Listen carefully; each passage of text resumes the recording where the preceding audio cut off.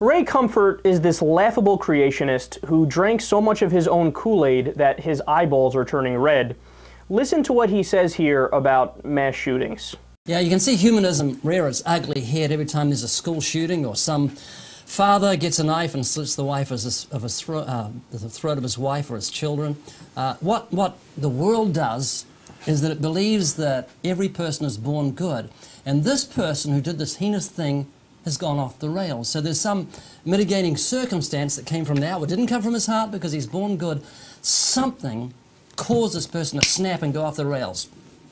Dominant father, or lack of a father figure, or he was bullied as a child. There's got to be something, because it cannot be that he's evil by nature, as the Bible says. So humanism is in direct opposition to the Bible, which says every person is born evil. So when you and I hear of some guy cutting his wife's throat, killing his kids, and then shooting himself, we say, yeah, the Bible is so true. The human heart is deceitfully wicked. So atrocities prove the Bible is true. But wait, because these are the same guys who will watch somebody feed the homeless and say, see, it's the goodness of the Bible. It's because of the Bible that that guy's feeding the homeless. So wait, which is it? Does evil prove that the Bible is true, or do good acts prove that the Bible is true? Because that's a contradiction. You can't have it both ways. Because in that case, you've set up something that is non-falsifiable. Because you've said, if people are good, that proves the Bible is true, or if people are evil, that proves the Bible is true. So by any definition, the Bible would be true the way you set it up, and that's obviously not the case. No, but see, they try to have it both ways. And that's what guys like Ray Comfort do. And I mean, look at his bigger point.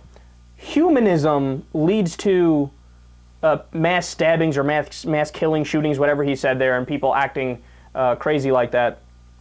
Well, what humanism is in its most basic form, and it is a rather amorphous definition, it depends where you read it from, you know, what description they give of it, but in its most basic form, it means you're in favor of humans. And you think that the way to solve our problems, this is the only constant among all the definitions, the way to solve our problems is by using rationalism and empiricism. So we have to work out our problems in this world and not revert to metaphysical beliefs or, you know, doctrinal systems or dogmatic systems like you find in any of a number of theistic religions, and all the theistic religions, as a matter of fact. But also, humanism makes no claim to human nature.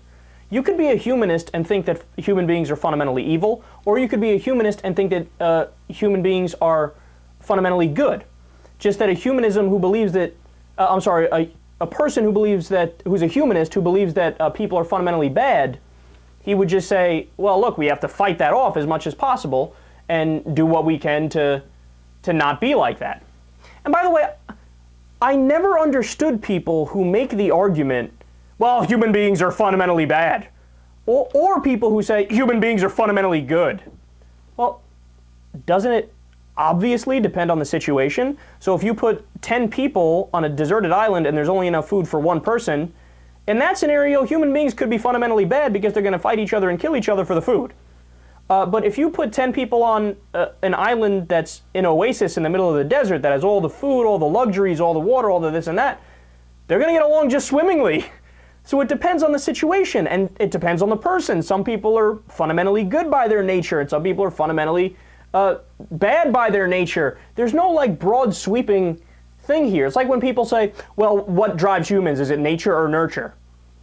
Well, it depends on the specific thing we're talking about. If it's sexuality, it's more nature. That's hardwired in your head, whether you're gay or straight or this or that. If it's something like, you know, the amount of money you make, that might have more to do with nurture and the system you grew up in and how much opportunity you had. So it depends. But look, the bottom line is, the point that he's trying to make, he's trying to smear the idea of humanism. But if you look at the countries in the world that have embraced humanism, Western European nations, the social democracies, Norway, Denmark, Iceland, Sweden, even if you go to Britain and France, places like that, they are more non-religious. And they also have a better education system, better healthcare system, less number of people in poverty, higher per capita income. They beat us in almost every category. So obviously the humanists have gotten something right.